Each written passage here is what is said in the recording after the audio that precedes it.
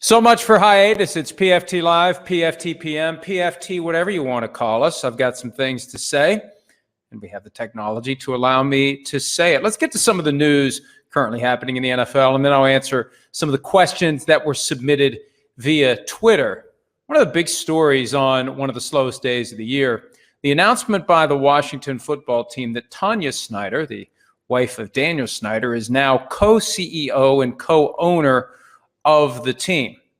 Many have wondered what in the world is going on. Why was this something that happened now? Snyder's owned the team for over 20 years, and this move hadn't happened before then. A lot of speculation that maybe at some point Daniel Snyder gets nudged out of ownership so his wife can take over. There's still that lingering investigation. I don't buy that speculation. I think that, plain and simple, this move is a recognition of the reality that the values of these franchises will be mushrooming in the coming years. I had an owner tell me last year that before too long, thanks to legalized gambling, the value of the average run-of-the-mill team is going to be in the range of 8 to 10 billion with a B. That creates a problem when someone who owns the team dies. You have to come up with a huge payment for the estate taxes. And there have been multiple occasions in the past, including at one point the Washington football team. Jack Kent Cook, his family had to sell because of the inability to pay the estate taxes without selling off the team. As that asset becomes more and more valuable on paper, that drives up the estate tax obligation, and it makes it impossible in some cases for enough cash to be available to satisfy the estate tax requirement. So if there are co-owners, if the equity has been moved around, if it's easier and cheaper from the standpoint of one spouse passing, the other still living, that kicks the can. That gives the family time to make other arrangements, other plans to soften the blow of the estate tax obligation when, and this is one of the things that I've heard over and over again, the children of Daniel and Tanya Snyder end up inheriting and running the team. It becomes more challenging to preserve the ability to do that at a time when the value of the average NFL franchise is going up and up and up due to increased revenues, due to gambling opportunities, due to everything that makes the NFL what it's been. And that's one of the concerns that's out there for the league generally. What changes to the ownership structure may be necessary to make it easier for families to continue to own teams?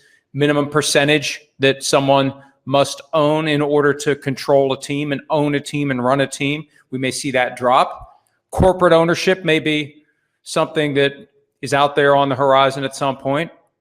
And one of the challenges is finding people who have enough money to buy and to run an NFL team. As the teams get more and more expensive, it's going to be harder and harder to find someone who can step in and pay the amount that's going to be required as these values continue to go up and up. So I think that may have something to do with it. Also, remember, Snyder took on a bunch of debt recently in order to buy out his disgruntled minority partners. And there's talk that that's going to be a significant obligation for him to satisfy. And we'll see if the cash flow in the short term allows it. I don't know that this ownership move with his wife has anything to do with that. But just keep an eye on that wrinkle as well. A significant debt obligation assumed by Snyder in order to finally solve the problem that was presented by three minority partners who desperately wanted out and were creating plenty of issues. Now, Snyder owns it all, but owning it all means owning it all. And it means positioning yourself to deal with that estate tax obligation when the time comes, to figure out how much Uncle Sam gets when someone who owns something worth multiple billions of dollars leaves the planet. The NCAA isn't gone from the planet yet, but it's moving in that direction. The name, image, and likeness issue coming to a head this week as the NCAA has decided wisely to let each school make its own decisions about what the rules will be when it comes to the ability of players to make money from their fame that they enjoy by playing college sports or otherwise. You may have some people who end up in college athletics who already amassed a certain amount of fame on social media platforms or otherwise. The bottom line is your eligibility is not going to be affected now by generating revenue from name, image, and likeness. Some schools may have different rules than other schools, but that'll become a recruiting impediment. If one team decides to be very restrictive, then another team, another school, less restrictive, more likely to get the players that it wants. One hidden benefit to this for college football, and indirectly for the NFL, to the extent the NFL wants to encourage college football players to stay in school as long as they can, and the NFL does try to encourage that, I think, as a way to placate the people responsible for the free farm system that is college football. The NFL wants college coaches to not be unhappy with the NFL. The college coaches shouldn't think that the NFL is trying too hard to lure players to leave, because the NFL teams need full cooperation from the college programs to get the game film, access to practices, et cetera. So I think if the NFL had its way, there would be no early entries into the draft. If the league had its way, of course, the teams would like to have a crack at underclassmen who are eligible to jump to the draft. But the point is this: with the NIL laws coming into place, with the schools being allowed by the NCAA to come to their own conclusions as to what the procedures will be, you could have some of the most popular college football players making enough money from their fame as college football players to say, hey, I don't need to leave. I can stay here in Tuscaloosa, in Tallahassee, in Gainesville, in Stillwater, in wherever, and generate as much money, maybe more, as the big fish in a fairly big pond, but not nearly as big as the NFL. How many times do we see a guy who was a superstar for a college team get absorbed into the NFL and become anonymous, become an afterthought, become I remember when that guy was a much more significant player in the world of college football? It's going to be a factor. It's not going to drive decisions, but I think it'll definitely be a factor, because now when you make the decision whether or not to leave school early, what are you giving up? At most, you're giving up the chance that one more year of college football will cause you to be drafted higher. And that's part of the analysis. Now, you're also giving up whatever money you could make in that extra year. So it's a complicated decision. It's another factor. These players need to be surrounded by people who really care about their best interests and aren't trying to feather their own nests, make their own money, steer guys toward a decision that is more likely to benefit the person who is doing the nudging. But that's part of free enterprise. And the point that I made, because the NCAA wants Congress to come in and create a national law that would establish rules for name, image, and likeness revenue. My point is this, and I don't like it when people say this generally, because I think it's a lazy way to tell Congress not to worry about things that it really should be worrying about. The old "doesn't Congress have better things to do" line. But in this instance, I look at it this way. You've got actors, 18, 19, 20 years old. Nobody regulates their ability to capitalize on their fame through whatever means are available. Musicians, nobody regulates their ability to sell autographs, do appearances, make money off of social media. Why is it different for an athlete? Why? There should be no difference. This whole thing is an ongoing outgrowth of the facade of amateurism.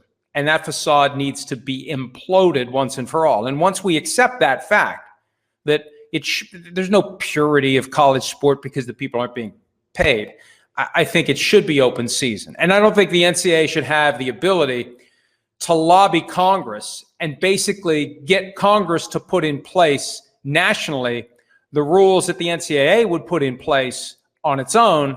But if the NCAA does it now, it's stepping right into an antitrust violation. So I hope that's not what happens. And I hope that Congress decides to say to the NCAA, this is your mess. You created it. Now you deal with it. We have no compulsion and no desire and no need to take up our time coming up with a rule that ultimately gets your ass out of the hot water that you've been sitting in without anyone really noticing all these years. Well, now they're noticing, and now hopefully these kids will be able to get fair value. If not from the schools, and hopefully that's coming, fair value from the fame that they deserve based upon their unique skills and abilities as played out on football fields from sea to shining sea. June 29 is the 38th anniversary of the death of Joe Delaney. Every year we remember him at ProFootballTalk.com for one reason, actually two. First one is every year that we write a story about Joe Delaney or talk about Joe Delaney, the Chiefs player who gave his life, drowned while trying to save 3 young children, June 29, 1983 in Louisiana, his home state. He'd been the NFL's Rookie of the Year in 1981, very promising career, had over 1,100 yards rushing in his first season, threw it all away, willingly, courageously, entered that water even though he couldn't swim in an effort to save the 3 children, ultimately saved one of them, ultimately gave his life. Every time I talk about that story at PFT, I hear from someone who says, I'd never heard it before. And that's all the more reason to bring it up each and every year. It's a example of true heroism that needs to be celebrated. And I continue to believe that the NFL needs to do something more, something at all. I'm not aware of anything the NFL has done at all to memorialize Joe Delaney. Is there a reward? Not a reward, but an award that could be named after Joe Delaney? Is there something that could be done at the Hall of Fame? Something that makes every football fan aware of what Joe Delaney did, and something that honors the spirit of selflessness that he clearly was armed with on that day when plenty of people were standing around while the 3 children drowned. And Joe Delaney, even though, as he said at the time, I don't swim very well, ran into the water in his effort to do what he could and ultimately gave his life. I just think it's something that everyone needs to know about. That's why we mention it every year on June 29. Maybe at some point we won't need to mention it every year on June 29 because maybe at some point it'll be so well known by the existence of an award, by the existence of some honor, by the existence of some memorial that football fans know about it, not just on June 29, but all year long. All right, I asked for some questions today. Let's answer some questions. Let's see what we got here via Twitter. A Red Zone Alk, one of our most loyal and trusted question askers from across the Atlantic Ocean. Will Aaron Rodgers be following Russell Wilson's lead and dismissing all the controversy? Obviously, we don't know what Aaron Rodgers is going to do. Russell Wilson showed up during OTA, showed up for mandatory minicamp, and created the impression that everything is fine. Whatever it was that was going on back in February and March, Wilson downplayed it. Wilson is fine. And I think Wilson recognizes this is season number 10. He wants to add to his legacy. He has to make chicken salad out of a situation that he regarded last year as something other than chicken salad. And he seems to be happy with the new offense under coordinator Shane Waldron. And maybe they can establish and maintain momentum this year. Remember, early in 2020, Seahawks offense very good. Defense has caught up with them. Shane Waldron's job is going to be to keep himself ahead of the defenses as they begin to figure out what the Seahawks are doing. So Wilson's problem wasn't with any one person in the front office. It was just the overall approach. He wants to be the guy through whom the offense runs. He wants to be used more like Patrick Mahomes and less like a game manager who's relying upon a great defense and a great running game, which Wilson obviously is part of, but we see less running as he gets older. One thing Sims has noticed is he's not as fast as he used to be, and it could just be there's other quarterbacks in the NFL who are faster, and so by comparison, Wilson looks less fast. But the bottom line is, Wilson isn't at a point where his relationship with anyone in management is fractured. With Rodgers, it feels like that relationship with Mark Murphy and or Brian Gutekunst is fractured and maybe can't be repaired. Now, the question is, can Rodgers show up for his teammates, for his coaches, for the fans, and go through the motions for one more year, ignoring his issues with management, something I've said multiple times over the past few weeks. Who in America doesn't have some issue with someone in management, wherever they work? I love my job, but, the boss is kind of a jerk, but I can deal with that because I love my coworkers, I love my immediate supervisor, I like what I'm doing, so I can set that aside. That's the challenge for Aaron Rodgers. Can he set it aside? I still think he will. I think he'll show up. And is there a chance he'll blame us, the media, for making a big deal about something that he made a big deal, about something that once it became a big deal, he did nothing to quiet it down? If anything, he stirred the pot. Oh, I fully expect that he'll be standing in front of his locker. We know the shot, and he'll be taking shots at those of us who had nothing better to do than speculate on Aaron Rodgers' future, whether he'd be back, how long he'll stay, Will he get a trade? Does he want to trade? Who does he want to be traded to? It's one of the great dynamics of modern sports where certain athletes want and crave attention, and they want to reserve the right to resent the attention that they receive. I think that's probably going to happen at some point in late July when Aaron Rodgers shows up, and I think he will show up. Remember, he has until July 2 to opt out for all of the 2021 season with no financial consequence other than obviously not getting paid his salary, but he wouldn't have to pay back signing bonus money. He'd still make his roster bonus of $6.8 million. He's already earned it. It gets paid out weekly all season long. Hell, he'll make more than most players if he opts out. But I'm told that it's unlikely he'll do that because it's too soon to make that kind of a decision that you're not going to play at all. I think he's still holding out hope that the Packers will decide, just go ahead and trade him. We're going to trade him next year anyway. Let's go ahead and trade him now, see what we have in Jordan Love, and Aaron Rodgers finally gets what he wants. Next question, PFT PM Posse. Have you seen anything from Cowboys head coach Mike McCarthy that gives you confidence in him? Well, he did win a Super Bowl. Let's not forget that. I know it's been a long time ago. Grand scheme of things, it's been a blink of an eye. It was the 2010 season, Super Bowl 45. Packers did beat the Steelers. Now, have I seen anything in Dallas that makes me think he's the long-term answer? Well, when your franchise quarterback breaks his ankle week 5 and you're stuck with Andy Dalton the rest of the way, all due respect, and your defense is historically bad, what chance do you really have? I mean, last year for a lot of coaches, for a lot of teams, I think was just kind of a weird, strange, upside-down existence. I think this year we'll get a better look at what Mike McCarthy brings to the table. Dan Quinn in as the defensive coordinator. Dak Prescott, if he stays healthy. Will the Cowboys be competitive? They're the favorites to win the NFC East. I don't think they should be, but they're the Cowboys, and they'll always be the Cowboys. I don't care how bad they get. They will continue to be the Cowboys. And one thing that Jerry Jones has in common, probably the only thing he has in common with Mike Brown, the owner of the Bengals, neither guy likes to pay head coaches to not work. So I don't think McCarthy's on the hot seat by any means this year because he's got several years left on his contract. But I think we'll get an idea this year as to whether or not he really is suited to become potentially the only coach to win a Super Bowl with 2 different teams.